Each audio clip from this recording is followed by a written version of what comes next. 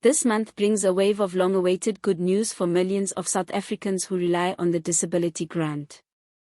The South African Social Security Agency, better known as SASSA, has officially confirmed an increase in the monthly disability grant payout.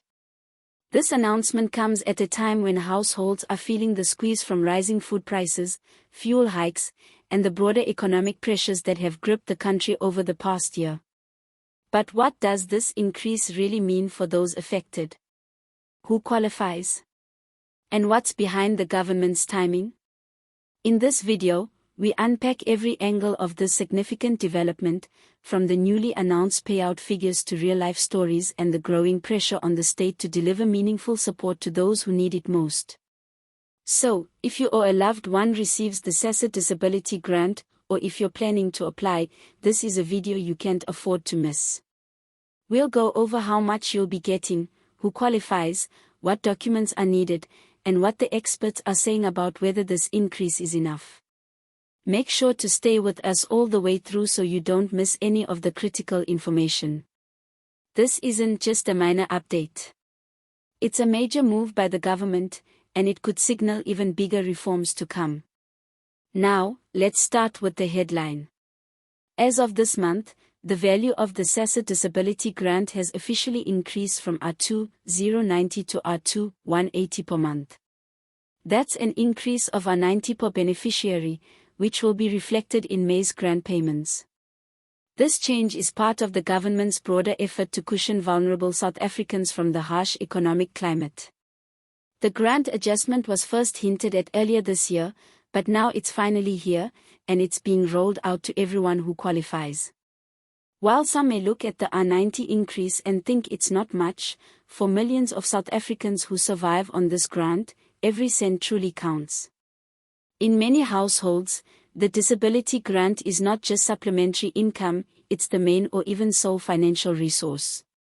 Whether it's used to buy food, pay for transport to clinics, cover medication costs, or assist with caregiving needs, this grant plays a crucial role in maintaining basic human dignity for people living with disabilities. Let's talk about why this increase is happening now. Over the past year, South Africa's economic outlook has become increasingly unstable. We've seen steep increases in electricity tariffs, petrol prices, food costs, and public transport fares. And while many South Africans have felt the pinch, it's those with disabilities, who often face higher than average living costs, who have been hit the hardest. In response, advocacy organizations, health groups, and public service unions have mounted growing pressure on the Department of Social Development to do something. They demanded that social grants be increased to match inflation, and in some cases, to exceed it, especially for those whose costs of living are inherently higher due to health conditions, mobility issues, or caregiving needs. SASSA's announcement of this R90 increase to the disability grant reflects an attempt to address these mounting concerns. But make no mistake, this is also a politically strategic move.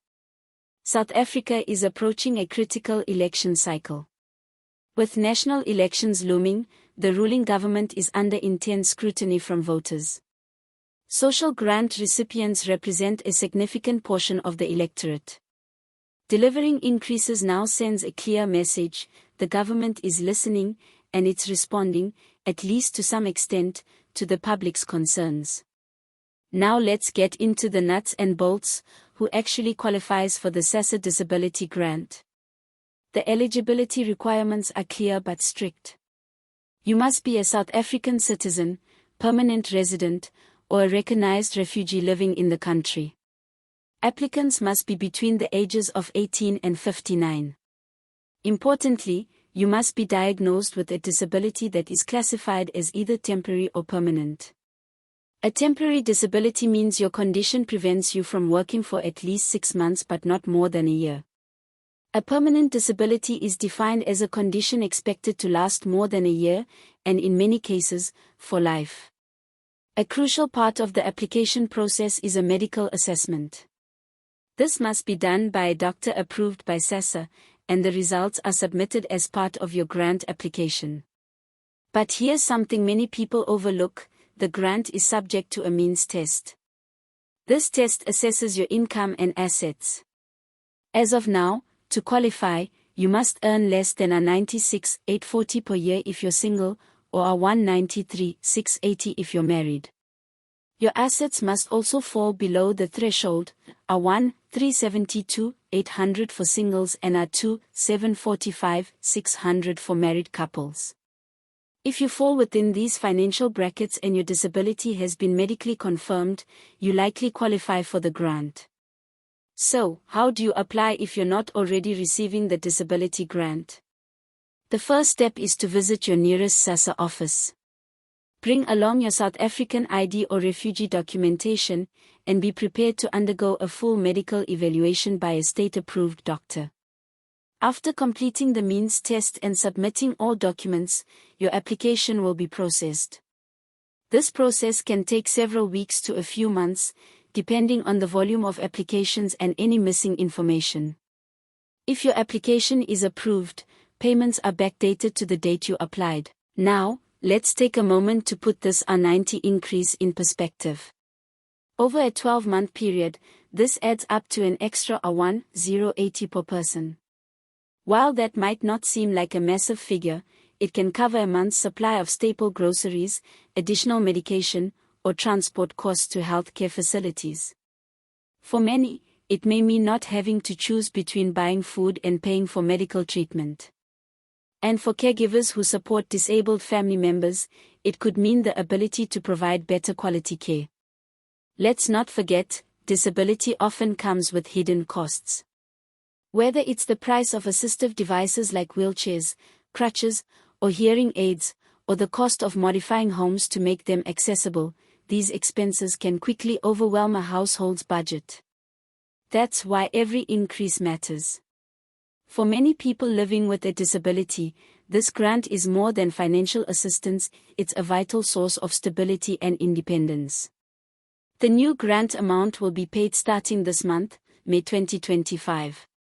If you're an existing grant recipient, you should see the new amount reflected in your usual payment method, whether it's your SASSA card, direct bank transfer, or post office collection.